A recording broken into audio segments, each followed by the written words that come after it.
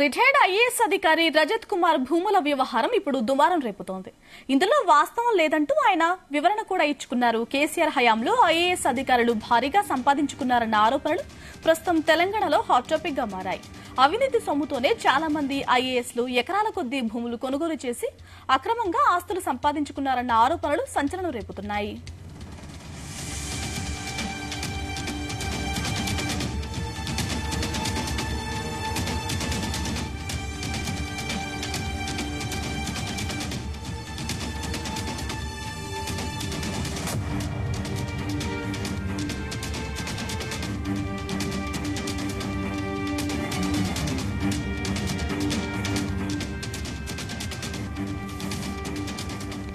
Retired IAS అధికారి రజత్ కుమార్ భూముల వ్యవహారం ఇప్పుడు దుమారం రేపుతోంది. ఇందులో వాస్తవం లేదంటూ ఆయన వివరణ కూడా ఇచ్చారు. కేసీఆర్ హయాంలో ఐఏఎస్ అధికారులు బాగా సంపాదించుకున్నారని ఆరోపణలు ప్రస్తుతం తెలంగాణలో హాట్ టాపిక్ గా మారాయి.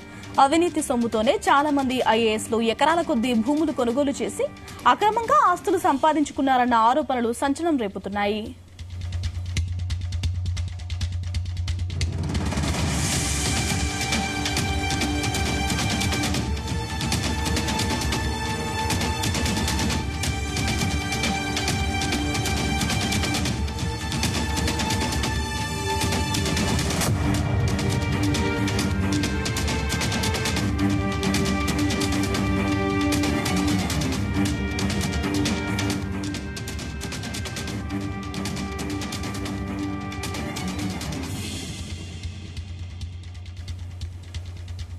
రైట్, ఇక ఐఏఎస్ అధికారి రజత్ కుమార్ భూముల వ్యవహారం ఇప్పుడు దుమారం రేపుతోంది.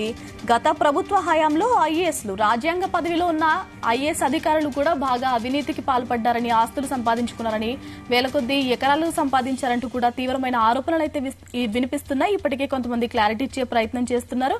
బట్ ఓవరాల్ గా డీటెయిల్స్ తెలుసుకుందాం మా ప్రతినిధి శ్రీచరణ్ అడిగి. శ్రీచరణ్, గాయత్రి, ఈ రోజు పొద్దుటి నుంచి వరుసగా మీడియాలో వస్తున్న కథనాలకు రిటైర్డ్ ఐఏఎస్ అధికారి రజత్ కుమార్ ఒక స్టేట్మెంట్ ఇచ్చారు. ప్రధానంగా ఆయన ప్రస్తావించింది ఏంటంటే, భూమి కొనుగోలు చేసినప్పుడు కాంగ్రెస్ పార్టీ అధికారంలో ఉంది, తాను కొన్నది 2013-14 సంవత్సరంలో, దట్టు జీఏడీ పర్మిషన్ తీసుకొని ఆ భూమి కొనుగోలు చేశానని ఆయన ప్రధానంగా ప్రస్తావించారు. అయితే అప్పుడు రూలింగ్ లో ఉంది కాంగ్రెస్ పార్టీయే కదా, కాంగ్రెస్ కి పార్టీ రూలింగ్ లో ఉన్నప్పుడు వాళ్ళ నోటీస్ లో ఖచ్చితంగా ఉంటుంది కదా. అయితే దానితో పాటు 2019 సంవత్సరంలో కూడా ఇలాంటి తప్పుడు ప్రచారం చేశారు నా పైన. ఆనాడు కూడా అన్ని ఆధారాలను మీడియాకు ఇచ్చి, ఈ మీడియా కూడా నేను ఇచ్చానని కూడా ఈ సదరు రిటైర్డ్ ఐఏఎస్ అధికారి పేర్కొన్నారు. అయితే మళ్ళా ఈ రోజు ఏమంటారంటే, ఆయన ఆ ఎక్స్ప్లెనేషన్ లో అదే విధంగా మళ్ళీ ఇప్పుడు కూడా నిరాధారమైన ఆరోపణలు చేస్తున్నారు అని కూడా ప్రధానంగా ప్రస్తావించారు. 2013లో 20 కోట్లు అమ్మడం జరిగింది అని కూడా జీఏడీకి నేను ఇన్ఫర్మేషన్ ఇచ్చాను.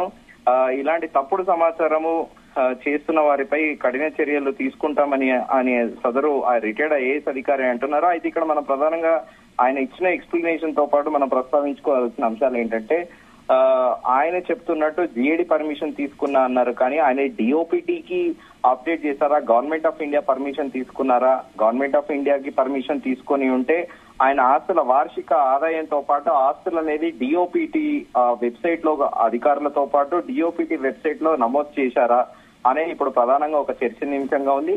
అయితే ఇప్పుడు ఆయనది రిజిస్ట్రేషన్ ఏదైతే మహబూబ్ నగర్ జిల్లాలోని బాలానగర్ భూమికి సంబంధించి అది ఆన్ గోయింగ్ అండర్ ప్రాసెస్ అని ఉంది. రిజిస్ట్రేషన్ స్లాట్ ఏదైతే బుక్ చేసుకున్నారో అది అండర్ ప్రాసెస్ అని ఉంది. అది డే ఎప్పుడు స్లాట్ బుక్ చేసుకున్నారో అది ఇవాళనా రేపా అనేది దానిపైన ఇంకా క్లారిటీ లేదు. అక్కడున్న కన్సర్న్ తహసీల్దార్ కన్ఫర్మ్ చేయాల్సి ఉంటుంది. ఆ తహసీల్దారే ఎప్పుడు ఈ యొక్క రిజిస్ట్రేషన్ డేట్ ని, ఈయన స్లాట్ ఎప్పుడు బుక్ చేసుకున్నారు అనే దాని మీద ప్రధానంగా ఇప్పుడు చర్చ నడుస్తోంది. అయితే దీనిపైన క్లారిటీ ఏంటంటే, మనకి ఆ ధరణి పోర్టల్లో క్లిస్టర్ గా మనకున్న డాక్యుమెంట్స్ లో ఈయన భూములు ఎక్కడెక్కడ ఉన్నారు ఏంటి అనేది దాంట్లో అయితే క్లియర్ గా ఉంది. ఆ భూములు కొన్నాను ఆయన ఒప్పుకున్నారు, ఆయన జీఏడీ పర్మిషన్ తీసుకునే కొన్నా అని చెప్తున్నప్పటికీ ఇక్కడ మనం చూడాల్సింది ఇప్పుడు ఆ భూమి ఎందుకు అమ్ముతున్నారు అనేది అది పర్సనల్ ఇంట్రెస్ట్ ఉంటుంది. ఇప్పుడు ఎందుకు అమ్ముతున్నారు అని ఎవరు కూడా అడగలేదు. అడగడం కూడా సమంజసం కాదు. అది ఇండివిజువల్ ఇంట్రెస్ట్.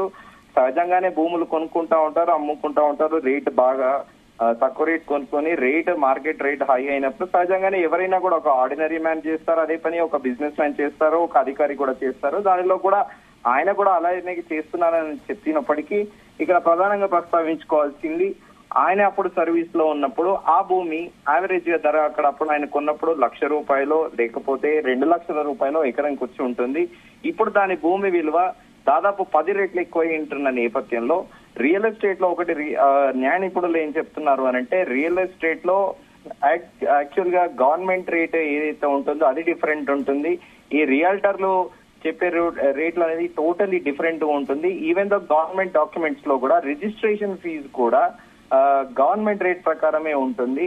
సో ఈ లెక్కన ఈ మనీ ఫ్లోటింగ్ బేసిక్ గా ఏంటంటే ట్రాన్సాక్షన్స్ అని మోస్ట్ ఆఫ్ దేమో రియల్ ఎస్టేట్ లో జరిగేటివి లిక్విడ్ క్యాష్ ట్రాన్సాక్షన్స్ ఉంటాయని కూడా న్యాయ నిపుణులు చెప్తున్నారు. కానీ మరి లిక్విడ్ క్యాష్ ట్రాన్సాక్షన్స్ చేసుకున్నా కూడా ఈ సదరు ఐఏఎస్ అధికారి దగ్గర దాదాపు 50 ఎకరాలు అంటున్నారు. ఆ భూమి 50 ఎకరాల భూమి అయినా కూడా ఆ రోజుల్లో 2 లక్షల ఎకరం పెట్టినా కూడా దాదాపు 50 ఎకరాలంటే ₹1,00,00,000 పైనే ఉంటుంది. సో 2013-14లో కూడా ఈ సదరు ఐఏఎస్ అధికారి దగ్గర ₹1,00,00,000 అమౌంట్ ఎక్కడి నుంచి వచ్చింది అనేది కూడా అది పూర్తి స్థాయిలో ఆయన డిఓపిటీలో నమోదు చేశారా, జీఏడీ పర్మిషన్ అయితే తీసుకున్నా అన్నారు. మరి పూర్తి స్థాయిలో ఆయన మరోసారి దీనిపైన ఎలాంటి ఎక్స్ప్లెనేషన్ ఇస్తారు, మరి గవర్నమెంట్ ఆయన ఇచ్చిన ఎక్స్ప్లెనేషన్ ని కన్సిడర్ చేస్తుందా అనేది ఇప్పుడు మనం చూడాలి. తరువుగా ఇప్పుడు జీడీలో ఎక్కడైతే ఆయన కన్సర్న్ గా జీడీకి నేను పర్మిషన్ తీసుకున్నానని చెప్తున్నారో ఆ ఓల్డ్ రికార్డ్స్ అనేటివి అలాగే ఉంటాయి.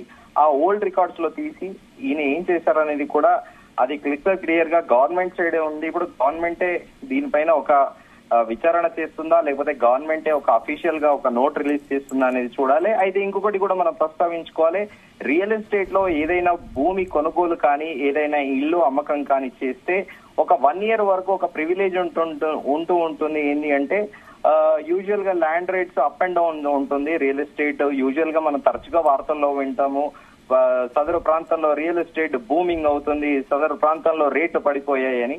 సో అందులో భాగంగానే రియల్ ఎస్టేట్ లో కామన్ మ్యాన్ కొన్నా, ఐఏఎస్ అధికారి కొన్నా, పాలిటీషియన్ కొన్నా కూడా భూమికి సంబంధించిన మాత్రం లిక్విడ్ ట్రాన్సాక్షన్స్ తో పాటు దానికి ఐటీ ఎగ్జెంప్షన్ అనేది ఒకటి ఉంటుంది అని కూడా న్యాయ నిపుణులు చెప్తున్నారు. దానికోసం స్పెసిఫిక్ గా భూమి కొన్నప్పుడు ఐటీ శాఖకి ఐటీ పన్ను చెల్లించాల్సిన పని ఉండదు. ఎందుకంటే ఆల్రెడీ రిజిస్ట్రేషన్ ప్రాసెస్ లో గవర్నమెంట్ కి అఫీషియల్ గా పే చేసి భూమి రిజిస్ట్రేషనా లేదా అమ్మకం జరుగుతుంది కాబట్టి ఆబ్వియస్లీ గవర్నమెంట్ కి ఫీ పే చేస్తున్నారు కాబట్టి దానికోసం స్పెసిఫిక్ గా ఐటీ రిటర్న్స్ అనేటివి ఏమి ఉండవు అని కూడా న్యాయ నిపుణులు చెప్తున్నారు. గాయత్రి, శ్రీచర్ అంటే సాధారణంగా ఈ రాజ్యాంగ పదవిలో ఉన్న వ్యక్తులు ఏ ఇతర ఇన్కమ్ కూడా తీసుకోవడానికి అర్హులు కారు, వేరే వ్యాపారాలు కూడా చేయొద్దు.